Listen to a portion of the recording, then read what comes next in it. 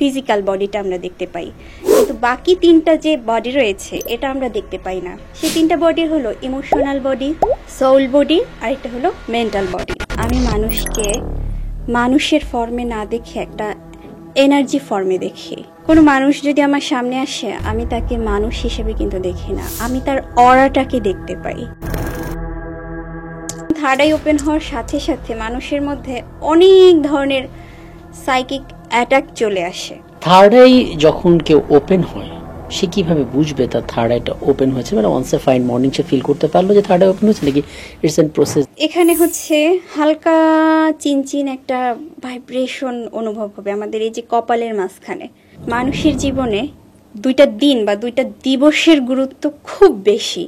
আচ্ছা, একটা হচ্ছে তার ডেট অফ বার্থ, আরেকটা হচ্ছে সে যেদিন তার সোল পারপোজটা সম্বন্ধে জানতে পারছে।